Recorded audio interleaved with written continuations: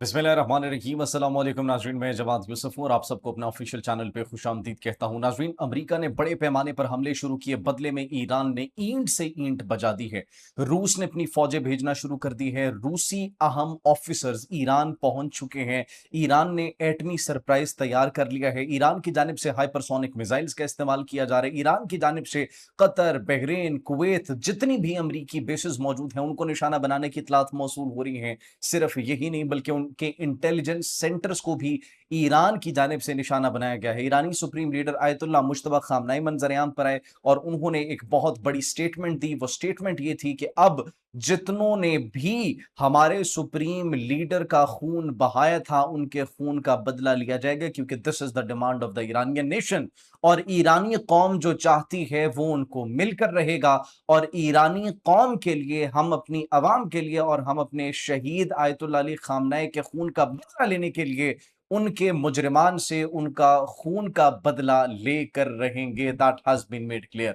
सिर्फ यही नहीं बल्कि इसके साथ साथ जो नाजायज रियासत के बेटे हैं उनको बड़ी रुसवाई का सामना करना पड़ा है। एक तो मणिपुर में नाज़रीन हालात बड़े कशीदा हो चुके हैं। 10 भारतीय फौजियों को जहन्नुम वासिल किया गया है क्योंकि फाइटर्स की जानिब से इतलात मौसूल हो रही है। न्यूजीलैंड का विजिट किया जाता है और एक और न्यूजीलैंड के विजिट के दौरान सोशल मीडिया पर मीम्स की भरमार बढ़ चुकी है। मीम्स बनती चली जा रही हैं नरेंद्र मोदी का जिस तरीके से वहां पर इस्तकबाल किया गया, और फिर जिस तरीके से नेतन्याहू के दोस्त को न्यूजीलैंड बुलाया जाता है, नरेंद्र मोदी को न्यूजीलैंड बुलाया जाता है और फिर घर में बुलाकर जिस तरीके से उसकी बेइज्जती की जाती है, उसको एक जनाटेदार थप्पड़ रसीद करने के मानंद थी वो बेइज्जती, वो किस तरीके से भी उसकी बेइज्जती की गई नाज़रीन, उस पर भी आज हम बात करेंगे। स्पेन ने अमेरिका को जो है वो शटअप की कॉल दे दी है, ये इतलात मौसूल हो रही है। ये आखिर क्यों शटअप की कॉल दी गई है, उसके पीछे क्या वजूहात हैं, वो भी आपके साथ शेयर करेंगे। इसके साथ साथ अमेरिका ईरान तनाज़ा अब कैसे खत्म होगा, उस हवाले से भी अहम इंफॉर्मेशन आई है, वो भी नाज़रीन आपके साथ शेयर करेंगे। आप सब पर सलामती हो। सबसे पहले नाज़रीन जो है वो बात करते हैं कि जो इस वक्त इतलात मौसूल हो रही है, बड़े पैमाने पर अमेरिका की जानिब से हमला किया गया है और अमेरिका ने जो हमला किया है उसमें लार्ज स्केल ऑपरेशंस जारी हैं। अबनाए हरमस का कंट्रोल हासिल करने की कोशिश की जा रही है। 140 हमले किए जाते हैं अमेरिका की जानिब से। 140 मकामात को निशाना बनाया जाता है और उसके जवाब में ईरानी पासदारान इंक़िलाब की जानिब से कहा गया है कि रिस्पॉन्स दिया जाता है ईरान की जानिब से भी। ईरानी फौज और ईरानी कमांड की जानिब से जो रिस्पॉन्सेज दिए गए उसके अंदर मुख्तलिफ बेसिस को निशाना बनाने की इतलात मौसूल हो रही हैं। कौन-कौन सी बेसेस नाज़रीन, बहरीन के अंदर, कतर के अंदर, उर्दन के अंदर ये जो है वो बेसेस मौजूद थी, उन तमाम तर बेसेस को निशाना बनाया गया। यूएई के अंदर, मुत्तहिदा अरब अमारात के अंदर बेस मौजूद थी, उनको निशाना बनाया गया। इसके साथ-साथ सिर्फ ये नहीं बल्कि यूएस का एक इंटेलिजेंस सेंटर था और ऑयल रिफाइनरी थी, उसको भी निशाना बनाने की इतलात मौसूल हो रही है मुत्तहिदा में और इसके साथ-साथ बहरीन में। सिर्फ यही नहीं बल्कि ईरान की जानिब से रिस्पॉन्सेज़ दिए जा रहे हैं, ईरान की जानिब से मुसलसल निशाना बनाया जा रहा है और उर्दन के प्रिंस हसन एयरबेस में कायम कमांड एंड कंट्रोल सेंटर को निशाना बनाने की इतलात मौसूल हो रही है कि उसको तबाह कर दिया गया है। सिर्फ यही नहीं बल्कि जो मुख्तलिफ उनके रडार्स थे उनको भी निशाना बनाने की इतलात मौसूल हो रही हैं। तो ये इस वक्त ईरान की जानिब से कहा गया है कि हम अब पीछे नहीं हटेंगे, खिलाफ वर्जी की गई, वायलेशन की गई और उस वायलेशन का भरपूर तरीके से जवाब लिया जाएगा। नाज़रीन, अमरीका के साथ तनाज़ा ईरान के हथियार डालने से कभी ख़त्म नहीं होगा और ये बात कर रहे हैं बाकिर गालिबाफ। उन्होंने कहा कि उन्होंने खिलाफ वर्जी की, ये चाहते हैं कि हम हथियार डाल दें, हम इनके सरेंडर कर दें। तो अगर हम सरेंडर भी कर लेते हैं, अव्वल तो ऐसा ईरान कभी करेगा नहीं, लेकिन इससे मामला खत्म नहीं होगा। मामला खत्म होगा या तो ये बाकी रहेंगे या तो हम बाकी रहेंगे। F-35 जहां पर मौजूद थे उस बेस को निशाना बनाया गया ईरान की जानिब से और Iran is not holding back right now. इस तमाम तर सूरत हाल में ईरानी supreme leader Ayatollah Mujtaba Khamenei, Ayatollah Ali Khamenei शहीद के साहिबजादे, उनका बयान सामने आता है जिसने ईरानी कौम के लहू को गरमा के रख दिया है। वो क्या बयान था? वो ये कहते हैं कि हम शहीद रहनुमा सैयद अली खामनेई और तमाम शहदा के खून का बदला ज़रूर लेंगे। एक-एक शहीद के खून का बदला लिया जाएगा, मतलब ये एक ऐलान कर दिया उन्होंने कि अब असल जंग शुरू हुई है और न सिर्फ असल जंग शुरू हुई है बल्कि अब असल बदला शुरू हुआ है और उस बदला लेने से पहले हमें कोई नहीं रोक सकता। उन्होंने कहा कि हम साबित कदम रहेंगे, साबित कदम रहने के साथ-साथ ये इंतकाम, ये हमारी कौम की ख्वाहिश है और ये हर सूरत पूरा होगा। हर सूरत पूरा होगा। इसका मतलब जो शहीद सुप्रीम लीडर के खून का बदला है वो शैतान याहू और अमरीकी सदर डोनाल्ड ट्रंप को अपने खून से अदा करना होगा। और ये भी अब कह दिया गया है कि यह हर सूरत पूरा होके रहेगा, हम पीछे नहीं हटेंगे। मतलब अब नेतन्याहू और उसके साथ साथ अमरीकी सदर डोनाल्ड ट्रंप, इन दोनों की जान को खतरा लाहक है। ये एक्चुअली स्टेटमेंट सामने आई है सुप्रीम लीडर की जानिब से। और फिर उन्होंने ये भी कहा कि इन जराइम के जिम्मेदार अफराद की निशानदेही हो चुकी है। उन्होंने पता लगा लिया है कौन कौन इसमें इन्वॉल्व था और कैसे कैसे बीच में इन्वॉल्व था। और सिर्फ यही नहीं बल्कि उन्होंने कहा और वो अपने साथ अपनी कब्रों तक पुरसकून मौत मरने की नामुकम्मल ख्वाहिश लेकर जाएंगे। तो ये एक बहुत बड़ी स्टेटमेंट है जिसने खलबली मचा दी है नाजायज रियासत में भी और अमेरिका में भी। और इसीलिए अमेरिकी सदर डोनाल्ड ट्रंप कहते हैं कि अगर मुझे जान से मारा गया तो फिर मैं अपनी फौज को कह रहा हूं कि ईरान को अपनी सफ़हस्ती से मिटा देना, मुकम्मल तौर पर तहस नहस कर देना। इसीलिए अमेरिकी सदर डोनाल्ड ट्रंप की जानिब से ऐसे स्टेटमेंट्स और ऐसे बयान सामने आ रहे हैं क्योंकि बौखलाहट का शिकार हो चुके हैं अमेरिकी सदर डोनाल्ड ट्रंप। अब सिर्फ ये नहीं, रूस ने अपनी फौजें भेजना शुरू कर दी हैं। रूस ने अपनी कौन सी फौजें, रूस ने अपने बड़े अहम इंपॉर्टेंट साइंटिस्ट्स और मुलाजमीन और माहिरीन को वापस भेज दिया है।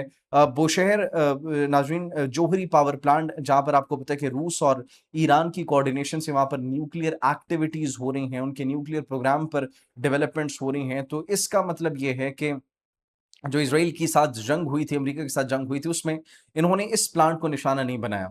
यहां से रूस ने अपने तमाम तर मुलाजमीन को, ऑफिसर्स को वापस बुला दिया था, अब दोबारा वापस भेज दिया है। और ये एक बहुत बड़ा एक्ट है जो रूस की जानिब से किया गया है। उन्होंने ये कहा कि हम अब ईरान के साथ हैं और अपनी एक्टिविटीज जिस तरीके से पहले जारी हो सारी थी उसको मुकम्मल तौर पर कंटिन्यू कर रहे हैं। अब अगर उस पर हमला करने की कोशिश की जाती है नाजायज रियासत या फिर अमेरिका की जानिब से, तो ये सरासर रूस के खिलाफ भी ऐलान जंग होगा। और रूस के खिलाफ जंग में जाना ये अफोर्ड बिल्कुल भी नहीं कर सकते। इसी के साथ साथ नाज़रीन, एक यूएस सेनेटर लिंडसे ग्राहम, वो हलाक हो चुके हैं। वो उनको जो है वो हार्ट अटैक आया, ये कार्डियक अरेस्ट आया, ये इतलात मौसूल हो रही हैं। और ये वो नाज़रीन हम आपको बताते चले कि यूएस सेनेटर है जो कि गजा के ऊपर एटमी हथियार इस्तेमाल करने के मुतालिक कहते थे। तो देखिए बिस्तर पर किस तरीके से इनको मौत आई है। ये ईरान के ऊपर भी एटमी हथियार इस्तेमाल करने की बात करते थे। और ये इंतहाई जो फ़लस्तीनी हैं और फ़लस्तीनी कॉज़ है उसके खिलाफ बकवासियात करते थे। लेकिन अब देखें, और ईरानी मीडिया इसको जिस तरीके से क्लेम कर रहे हैं, ईरानी मीडिया जो है वो सेलिब्रेट कर रहे हैं इसको। इस तरीके से सेलिब्रेट कर रहे हैं कि हम बिल्कुल भी दुख और गम नहीं मनाएँगे उस एंटी ईरान यूएस सेनेटर का जो कि इस वक़्त जहन्नुम में पहुँच चुका है। तो ये एक्चुअली ईरान की जानिब से रिस्पॉन्सेज़ हैं। फिर इसके साथ-साथ स्पेन की जानिब से नाज़रीन जो शट अप कॉल दी गई है, स्पेन के वज़ीर-ए-आज़म पेड्रो सैंचेज़ ने डोनाल्ड ट्रंप से कहा है कि 23 साल पहले अमेरिका ने बड़े पैमाने पर एक तबाही की और तबाही फैलाने वाले हथियारों के दावे की बुनियाद पर हमें भी इस्तेमाल किया गया था इराक में। हालाँकि वहाँ पर कोई ऐसा हथियार नहीं मिला। हम ये दोबारा गलती बिल्कुल भी नहीं करेंगे, हम अमेरिका पर बिल्कुल भी यकीन नहीं करेंगे। अब अमेरिकी सदर और अमेरिका पर जो यकीन है वो किसी को भी नहीं रहा, इसीलिए उनका कोई साथ देने को तैयार नहीं है। अब शैतानियाओं का दोस्त जो है नाज़रीन, वो जाता है न्यूज़ीलैंड, विज़िट करते हैं और न्यूज़ीलैंड में वहाँ पर जिस तरीके से उनका इस्तकबाल किया जाता है, वो कहते हैं बड़ा शानदार इस्तकबाल था। हालाँकि सोशल मीडिया पर जिस वक़्त मीम्स की भरमार जो है वो इस वक़्त मौजूद है।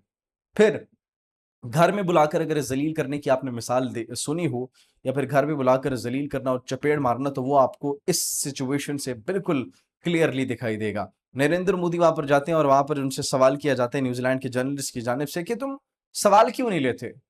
तुम प्रेस कॉन्फ्रेंसेस क्यों नहीं करते? हमने आपको अपने पिछले व्लॉग में भी बताया था, देयर हैव बीन 12 ईयर्स, 12 साल हो चुके हैं और 12 साल में नरेंद्र मोदी ने एक प्रेस कॉन्फ्रेंस भी नहीं की, किसी एक सहाफ़ी के सवाल का जवाब भी नहीं दिया। ये तो उसकी औकात है क्योंकि उसे पता है कि वो सवाल का जवाब देने के काबिल ही नहीं है। तो ये एक्चुअली इस वक़्त नाज़रीन सिचुएशन, ये आप सर्च कर सकते हैं, आप देख सकते हैं। न्यूज़ीलैंड के जो जर्नलिस्ट हैं उन्होंने कहा कि क्यों नहीं प्रेस कॉन्फ्रेंस वो करते? फिर इंडियन एम्बेसडर वो कहते हैं कि मैं सिविल सर्वेंट हूँ, मैं इस सवाल का जवाब नहीं दे सकता। ज़ाहिर-सी बात है, वो भी जानती हैं कि नरेंद्र मोदी किस काबिल हैं। तो ये नाज़रीन इस वक़्त जो सिचुएशन है वो दिखाई दे रही है। और फिर भारत के लिए एक और धचके की बात नाज़रीन ये भी है कि मणिपुर के अंदर हालात बड़े कशीदा हो चुके हैं और जो कुकी फाइटर्स हैं उन्होंने 10 सीआरपीएफ सोल्जर्स को जहन्नुम वासिल कर दिया है। तो वहाँ पर भी चीज़ें जो है आउट ऑफ कंट्रोल होती चली जा रही हैं। जैसे कोई मज़ीद डेवलपमेंट आती है आपकी खिदमत में हाज़िर होंगे नाज़रीन। और अभी जो अमरीकी फ़ौज है उनकी जानिब से 2 घंटों का एक और अल्टीमेटम भी दिया गया। Let's see what happens. 2 घंटों तक ये कहा जा रहा है कि हम बड़े पैमाने पर अगर आपने हरमुज़ ना खोला गया तो एक मतलब फिर से ईरान पर हमला करेंगे। आप इस हवाले से क्या सोचते हैं? क्या फुल स्केल एक अटैक लॉन्च किया जाएगा और फिर जवाब में ईरान का क्या रिस्पॉन्स होगा? कमेंट सेक्शन में अपनी कीमती राय से ज़रूर आगाह कीजिएगा। मुझे इजाज़त दीजिए। अल्लाह निगहबान।